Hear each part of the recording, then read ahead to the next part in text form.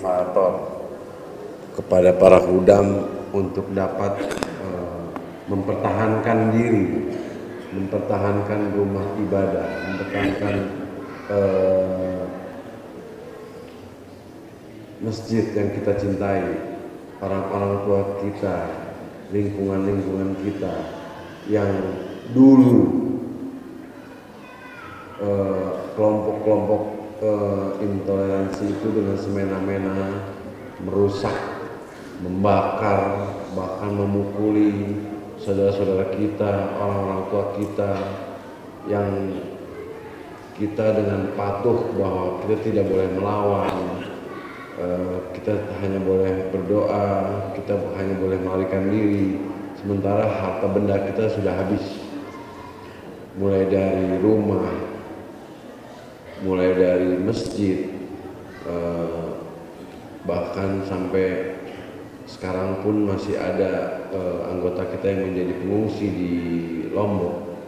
Itulah salah satu contoh-contoh yang kelompok-kelompok anti jemaat terus saja melakukan intimidasi kepada jemaat kita ya. Pada prinsipnya saya sebenarnya dulu diterjunkan oleh Pak Amir Nasional itu ke daerah konflik, terutama untuk menyelamatkan basis-basis jemaat yang pada saat itu sangat teraniaya, terutama Manislor, Cisalada, yang di situ banyak anggota jemaat dan banyak juga masjid kita yang sudah sekian lama tidak bisa digunakan. Dengan kesanggupan dan kesiapan saya menawarkan diri kepada Pak Amir bahwa tolong terjunkan saya untuk menyelamatkan jemaat-jemaat di lokasi-lokasi konflik, agar pemerintah daerah, ormas-ormas radikal yang selama ini bertahun-tahun semena-mena memberikan tekanan yang begitu keras terhadap kita, sehingga bagaimana anggota-anggota kita susah sholat, masjid tidak bisa digunakan. Akhirnya saya diizinkan oleh Pak Amir Nasional untuk diterjunkan di daerah-daerah konflik. Awalnya memang berat, artinya saya mengakomodir, mengajak kawan-kawan hudam terutama yang sebenarnya kalau menghayati sumpah hudam itu kan sebenarnya harus mereka lakukan gitu. Tapi berbagai macam cara saya berusaha terus bagaimana mengajak hudam bahwa kalian ini hudam, penerus Ansor, ingat janji hudam, mempertahankan, menyerahkan jiwa raga harta demi jemaat. Tolonglah bantu Ansor-Ansor, lingkungan Anda, orang tua Anda untuk supaya bisa kembali beribadah dengan tenang.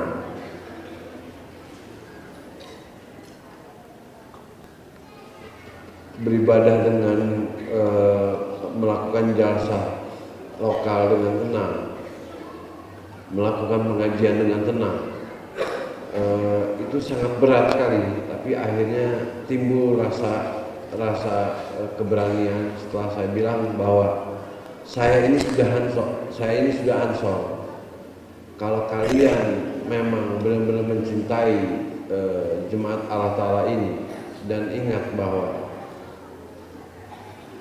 Amir Nasional itu adalah wakil Khalifah. Khalifah itu adalah wakil Allah Ta'ala. Jadi selama perintah Pak Amir Nasional bahwa kalau kita ingin mempertahankan, mencari ridho Allah Ta'ala, mari bangkit. Akhirnya banyak beberapa hudam yang ingin bangkit mempertahankan lingkungannya, mempertahankan orang tuanya, termasuk akhirnya ansor-ansor pun ikut. Di sini sudah mulai terbangun setelah kejadian Manislo, Cisarada, terus Tanjung Priok di Jakarta, sudah beberapa tempat, Ciamis, terakhir sebelum kasus Sikesik, kami membebaskan penyegelan rumah yatim di Kawalu. Hal-hal seperti itu terbentuk sendiri oleh muda-muda yang memang akhirnya mau berkhidmat demi jemaah. Jadi akhirnya puncaknya itu adalah pada saat di Cikesik, bagaimana 17 orang anggota saudara kita berangkat ke sana, yang akhirnya 3 orang disahidkan oleh musuh. Alhamdulillah. Kepergiannya para anggota-anggota yang mau berkhidmat itu umumnya memang mencari ridho Allah. Saya mengharapkan juga kepada para Huda DKI khususnya, juga Ansor. Saya ini juga Ansor. Janganlah merasa bahwa penganiayaan seperti dulu itu terus menerus kita diamkan. Artinya sudah bukan waktunya lagi kita dipukul diem, masjid kita disegel diem, orang tua kita dipukul diem, rumah kita dibakar diem. Udah bukan waktunya lagi. Ada hak dan kewajiban kita sebagai umat Islam maupun sebagai warga negara bahwa membela rumah ibadah, membela rumah tangga kita, membela rumah seisi rumah kita, membela anak istri kita, itu saya rasa tidak dosa. Dan saya rasa jemaat juga masih bisa mentolerir. Artinya janganlah kita diberikan akal sehat tapi melihat orang tua kita, rumah kita dibakar terus diam saja. Di mana akal sehat kita? Boleh kita dibilang tidak boleh melawan, boleh dibilang kita silahkan melarikan diri, tapi normal tidak otak kita? Sekarang saya tanya kepada Bapak semua yang ada di sini, normal tidak otak-otak yang ada berada di sini? Jika orang tua Anda, jika anak Anda dianiaya, jika rumah Anda dibakar oleh orang-orang, sekelompok orang kecil yang ingin merusak lingkungan kita, terus lalu kita diam saja. Contohnya Cisarada yang begitu besar, sampai Al-Quran terbakar, masjid terbakar, rumah terbakar 8, karena diam. Sekarang udah bukan waktunya lagi seperti itu. Kita membela rumah kita, menjaga rumah kita, menjaga masjid kita. Memang tidak ada perintah untuk melawan, tapi tolonglah timbulkan rasa dari diri sendiri bahwa rumah kita dihancurkan, orang tua kita dipukul, anak kita dipukul. Terus kalian mau diem aja semua? Mau diem aja? Kalau diem aja berarti Anda semua tidak berakal. Kita diberikan akal oleh Allah Ta'ala. Bukan artinya kita dipukul diem aja, semua dipukul. Kita tidak memulai, tapi kalau mereka yang memulai, mereka memukul kita, menganiaya anak kita, membakar rumah kita, terus kita hanya melongo aja, bengong aja, berdoa aja, itu diketawain orang. Udah bukan waktunya lagi seperti itu. Jadi saya hanya ingin memberikan motivasi. Janganlah terlalu lugu, janganlah terlalu diam kalau kita itu dianiaya. Artinya ada saat-saatnya kita membela diri, bukannya kita mau melawan atau mau merasa sok jago, bukan. Tapi ada saat-saatnya kita membela rumah kita, membela masjid kita, membela lingkungan kita, membela keluarga kita. Jangan diem aja. Ini bukan untuk berlaku untuk Hudam saja, kepada semua Ansor. Saya diterjunkan ke tempat konflik pada saat umur 48. Dan saya alhamdulillah, kenapa Pak Ben memilih saya? Untuk bernegosiasi dengan cara yang seharusnya bukan cara jemaah, tapi saya harus saya lakukan.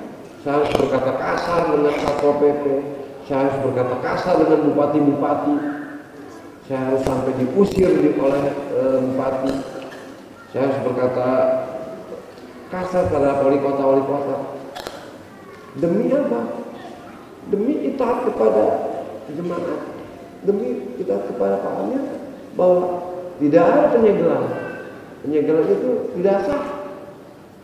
Tapi kalau kita berkata dengan lemah lembut, ini apa?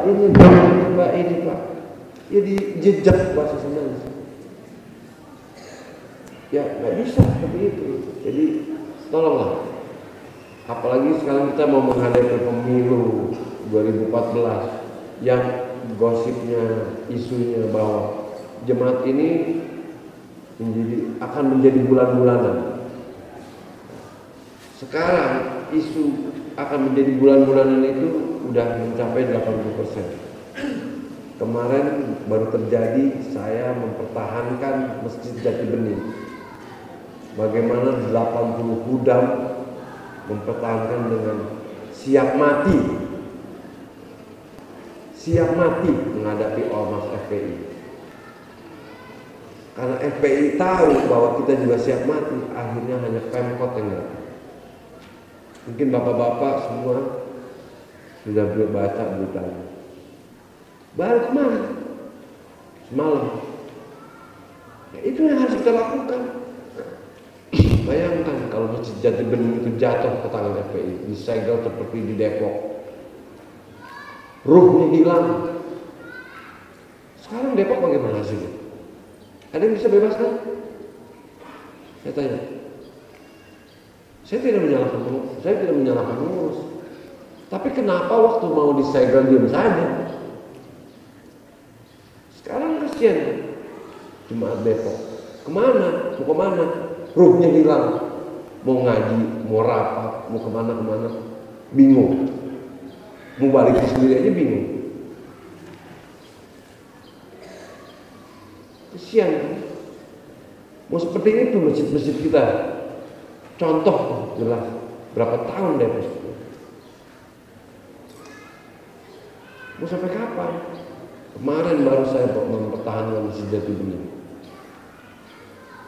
FPI dengan turun dengan pasukan intinya dan membuka cabang DPC dengan agendanya salah satunya adalah menutup Masjid Ahmadiyah.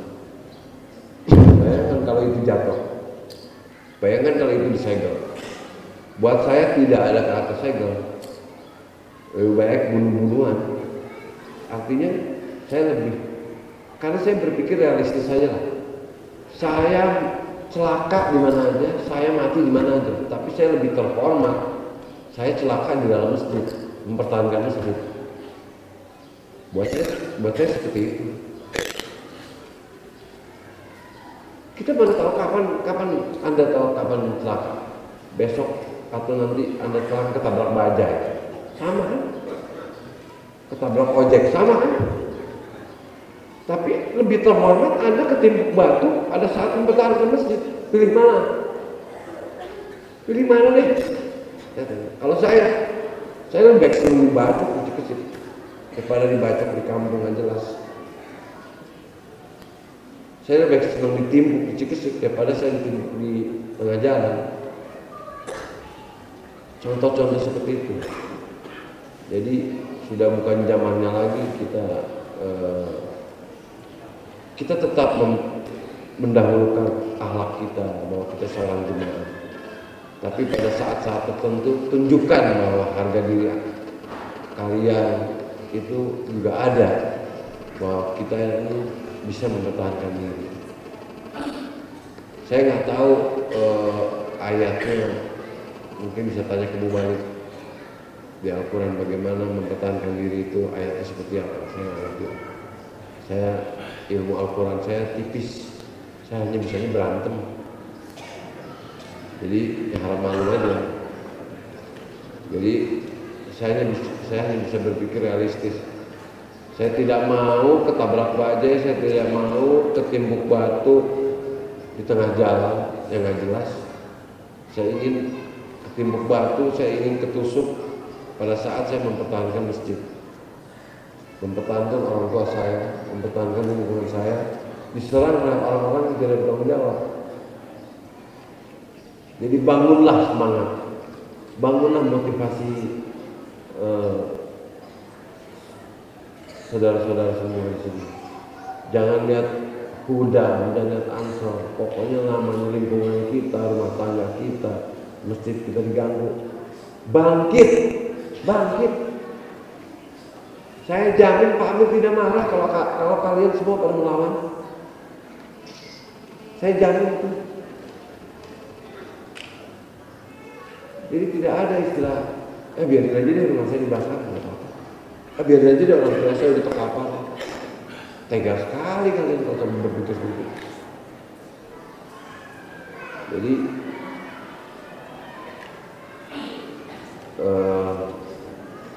marilah mulai awal tahun ini bahwa isu yang gencar bahwa Ahmadiyah ini akan menjadi bulan-bulanan, marilah kita bersikap realistis,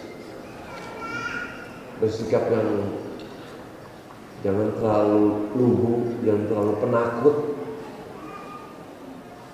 Tunjukkan bahwa kita laki-laki. Laki-laki membela kebenaran, kita membela kebenaran, bukan melakukan kejahatan. Jangan membiarkan orang-orang merusak kejemaatan kita semena-mena, kitanya diam saja. Jadi itu saja mungkin saran dari saya, bahwa pengalaman-pengalaman saya ini mungkin bisa dijadikan contoh bahwa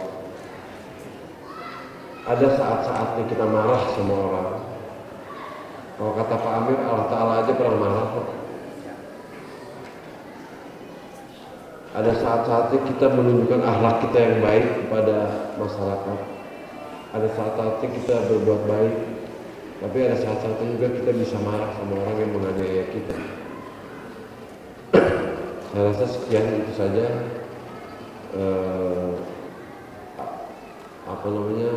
motivasi lah sedikit ya, bahwa janganlah takut celaka, janganlah takut mati, apalagi mati atau celaka demi jemaat Allah Ta'ala ini.